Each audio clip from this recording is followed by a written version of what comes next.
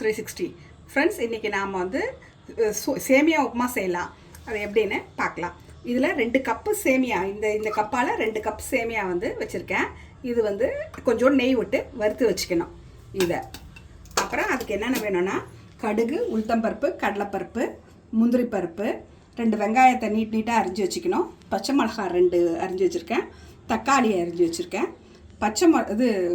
பூண்டு கிரேட் பண்ணி வச்சுருக்கேன். இஞ்சி கிரேட் பண்ணி வச்சுருக்கேன். பூண்டும் இஞ்சியும் கிரேட் பண்ணி வச்சுருக்கேன். இதுதான் இதுக்கு தேவையானது.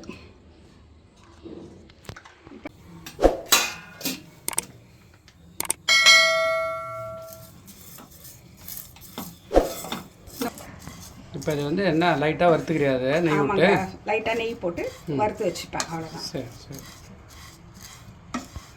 ஃப்ரெண்ட்ஸ், இப்போ நம்ம அடுப்பு பற்ற வச்சுட்டு ஆயில் ஊற்றிக்கங்க. கடலை எண்ணெய் ஊற்றிருக்கேன். கடுகு, உளுத்தப்பருப்பு, கடலைப்பருப்பு, காஞ்ச மிளகாய் 1 எல்லாம் போட்டு வடிக்க விடலாம்.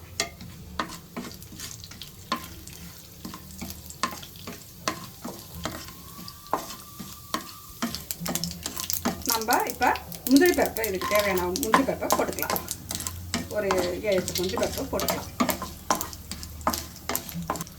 இப்போ நல்லா கொஞ்சம் பெருங்காயத்தூளை போட்டுக்கோங்க. பருப்பு சிவந்த உடனே வெங்காயம் போட்டுக்கோங்க.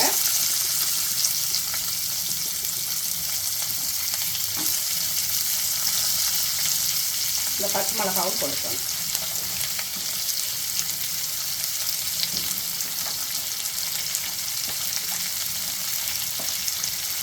வதங்கிட்டு இருக்கும்போதே கருவேப்பிலை போட்டுக்கோங்க.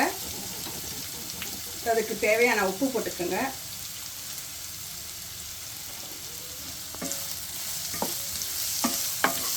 இந்த கிரேட் பண்ண அந்த பூண்டு, கிரேட் பண்ண இஞ்சி, துருவன இஞ்சி எல்லாத்தையும் போட்டுக்கோங்க.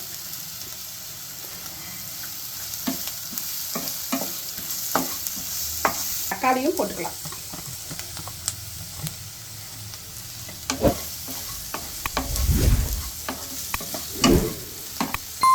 ஒரு 1/4 ஸ்பூன் மஞ்சள் பொடி போட்டுக்கலாம்.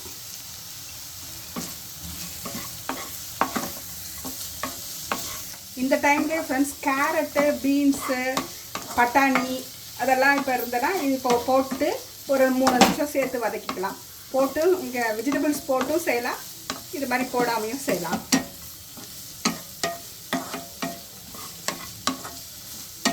ரொம்ப அவசரமாக செய்கிறதா இருந்தால் நம்ம வெஜிடபிள்ஸ் சேர்க்க வேண்டியதில்லை. ரொம்ப கொஞ்சம் ஃப்ரீயாக பண்ணுற மாதிரி இருந்தால் நீங்கள் வெஜிடபிள்ஸ் சேர்த்துக்கலாம். சரி. 2 கப்பு சேமியாவுக்கு 2 கப்பு தண்ணி. 1 கப்புக்கு 1 தண்ணி. 1 கப் சேமியாவுக்கு 1 கப் தண்ணி.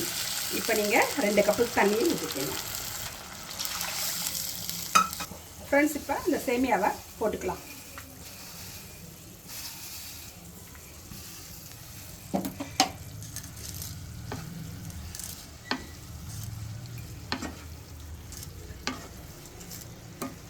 ஒரு 2 நிமிஷம் அப்படியே மூடி வைக்கலாம். இதை இந்த மாதிரி ஊற்றி வச்சுருக்கோம் இல்லையா, இது ஒரு 2 நிமிஷம் மூடி வைக்கலாம்.